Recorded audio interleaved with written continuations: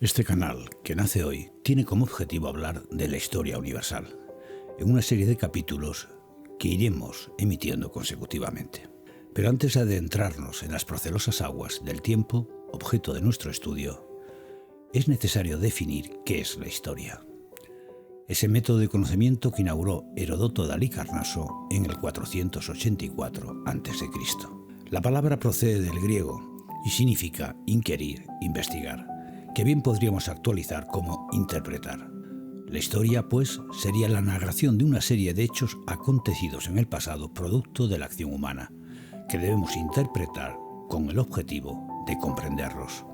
Por otra parte, es importante señalar que toda interpretación es un acto subjetivo, que se realiza en base a una idea previa, cuya misión debería ser la comprensión veraz de unos sucesos que son el único dato objetivo de todo este proceso. Nosotros, en base a las ideas expresadas por von Mises en su obra La acción humana, vamos a interpretar tales hechos con el único afán de comprenderlos. Para dicho pensador, toda acción humana tiene su origen en la percepción por parte del actor de una ganancia respecto a su estado actual.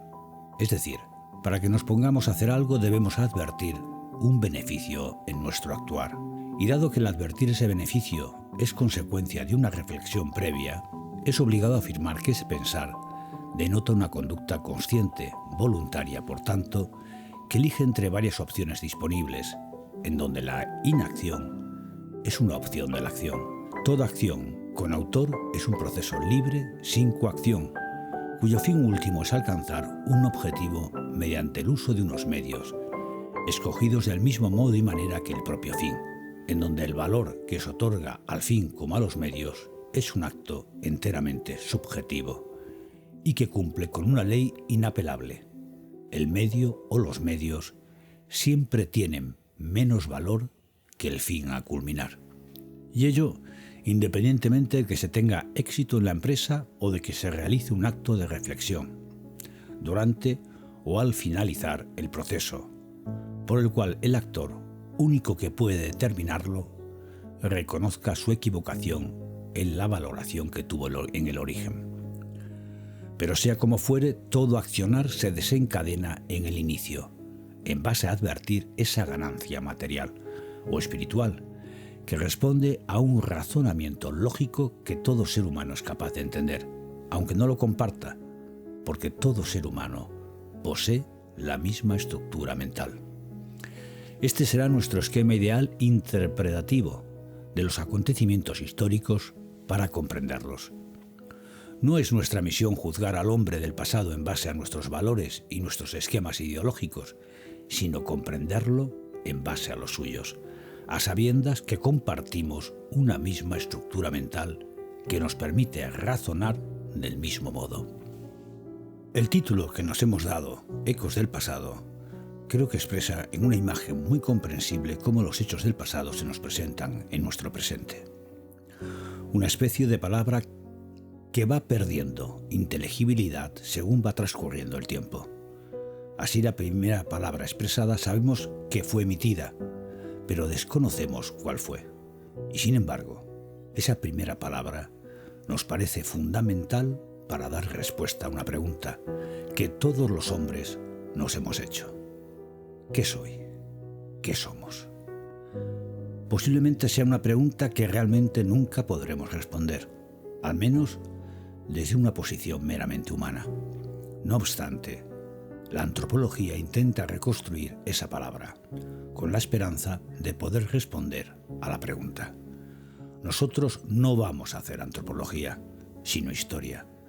No es nuestra misión conocer cuál fue esa palabra, sino tomar palabras que sí conocemos e intentar, con su combinación correcta, construir frases con significado para intentar comprendernos no respecto a lo que somos, sino por qué somos como somos. Y ahora ya, sin más preámbulos, viajemos en el tiempo a un mundo tan distinto al nuestro que en apariencia sería como viajar a otro planeta. Un mundo mucho más pequeño, pero abarrotado de fenómenos sobrenaturales, desconocido e inexplorado, que encierra en su seno secretos que solo los dioses conocen, Un mundo en el que los dioses caminan junto a los hombres y es difícil distinguir a los unos de los otros. Seremos espectadores de cómo algunos hombres se convierten en dioses, de cómo Dios, en la plenitud de los tiempos, se hace hombre, y cómo en el fin de los tiempos el hombre se hace Dios, haciéndose la medida de todas las cosas. Todo este proceso que transcurre a lo largo de miles de años es la historia, nuestra historia.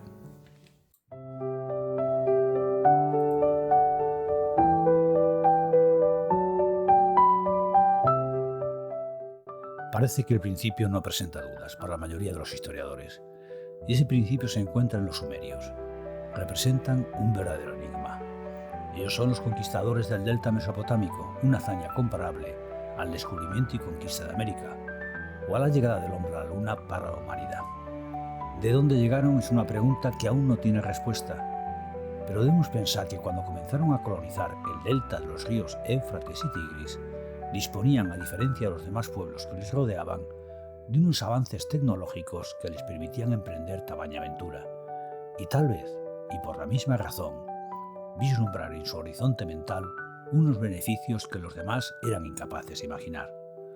Lo cierto es que cuando emprendieron su acción ya conocían la agricultura, la ganadería, la alfarería y la metalurgia del cobre, y hemos de suponer que tenían un corpus religioso del que pudieron sacar las fuerzas y el ánimo para enfrentarse a un mundo hostil e inhóspito al que pudieron vencer. Los beneficios que tal hazaña les proporcionó no se limitaron al provecho directo de una producción agrícola aumentada, diversa y constante. Obtuvieron también una sensación de seguridad producto consecuencia de la sedentarización, que les permitió la división del trabajo y la especialización que ella conlleva, colocándolos en una posición preeminente respecto a los demás pueblos nómadas que les rodeaban, y con los que comenzaron a intercambiar productos, apareciendo pues el comercio regular dirigido por especialistas que organizaban caravanas que recorrían todo el creciente fértil hasta llegar incluso al delta del Nilo.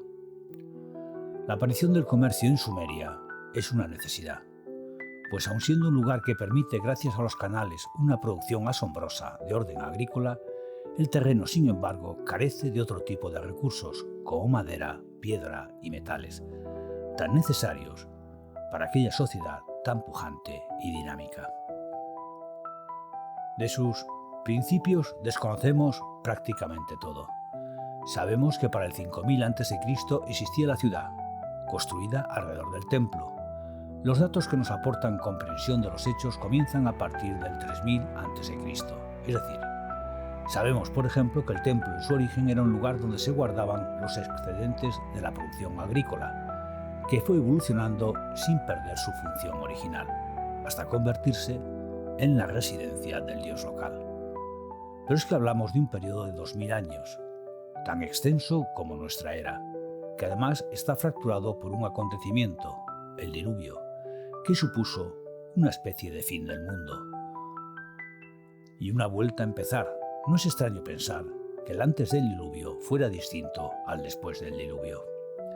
Dado que el comportamiento de la sociedad prediluviana había sido causa de la ira de los dioses, se habla en la mitología sumeria que la humanidad hacía mucho ruido, un ruido que rompió la paz de los dioses y les decidió a exterminarla.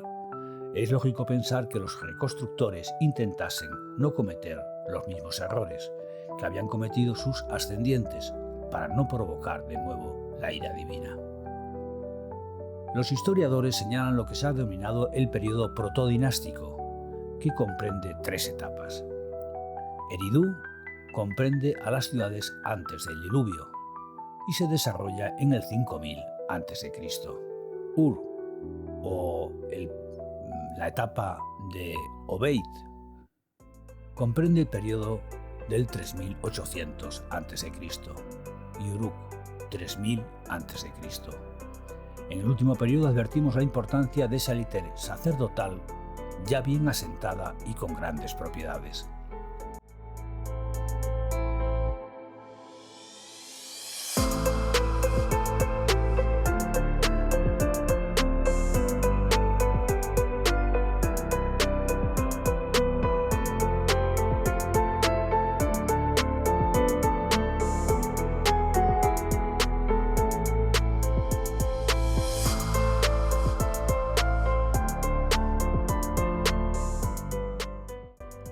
Tras el periodo protodinástico, aparece el periodo del dinástico primitivo, en el que advertimos, a su vez, diferentes etapas.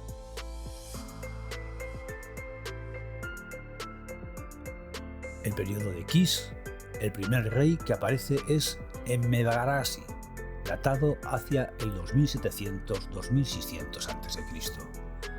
Lucharía contra el gigante Gilgamesh.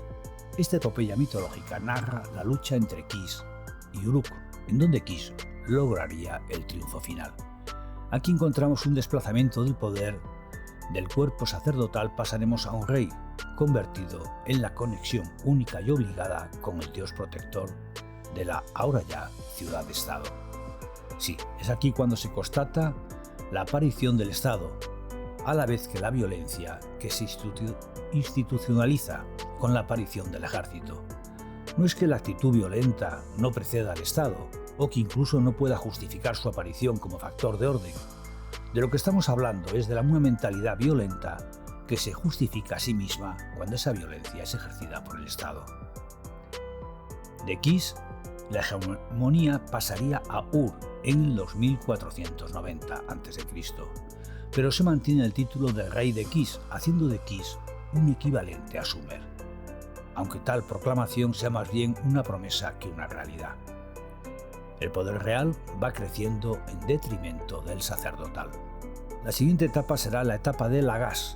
Fue inaugurada por Ur-Nansé. El rey Eannatum, miembro de esta dinastía, le corresponde la estela de los buitres, 2460 a.C.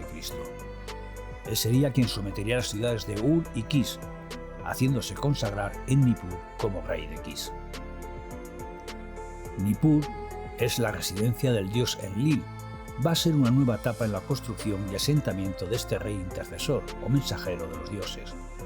No solo existe un título que da legitimidad, sino una ciudad que lo otorga, Nippur. Tomada como centro religioso de importancia, su élite sacerdotal es la responsable de ordenar la tradición creando una estructura teológica. Y así nos encontraríamos con tres dioses supremos: Anu, dios del cielo; Enlil, dios de la tierra; Enki, dios del mar, donde flota la tierra. Este será el creador del hombre, lo cual nos puede resultar curioso y podría avalar la teoría de que los sumerios fueron un pueblo que llegó al delta desde el mar, y también explicaría por qué sus ciudades son edificadas cerca de este. Siguiendo la mitología sumeria, Enki crearía al hombre con la sangre de algunos dioses menores, los famosos Anunnakis, esos dioses que habrían habitado junto a los hombres en el delta, y de hecho, la razón de la creación del hombre no es otra que sustituir en el trabajo a esos dioses, que cansados ya de tanto trabajar, habrían solicitado a los dioses mayores unos sustitutos para aliviarles de tan penoso cometido.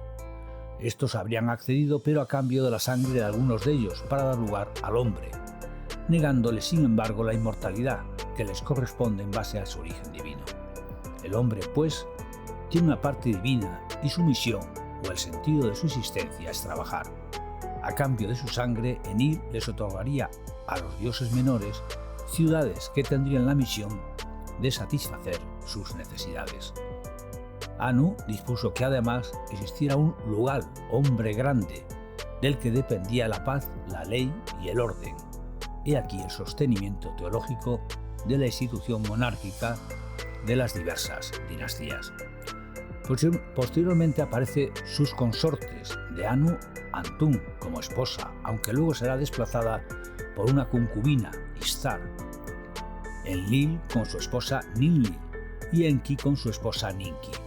A esto se añadirá el dios de los infiernos o inframundo, Nergal. La etapa de Umma se abre con Lugal-Zagishi, que consiguió derrotar al último rey de la dinastía de Lagash, Uruk-agina, apoderándose además de forma sucesiva de Lagash, Ur, Uruk y Kis, proclamándose esta vez rey de Kis de forma veraz, pues era dueño del país de Sumer. Aunque con él terminará, al menos en apariencia, el poder hegemónico sumerio. Aunque los sumerios ya no ostentarán la hegemonía mundial, su legado ha pervivido a lo largo de los siglos. El sistema sexagesimal que aún pervive al contar determinados productos en docenas, así como que el día tenga 24 horas y las horas 60 minutos, es una herencia que hemos recibido de ese pueblo que representa los primeros pasos de una humanidad que va dejando huellas que nos llegan como ecos del pasado, de nuestro pasado.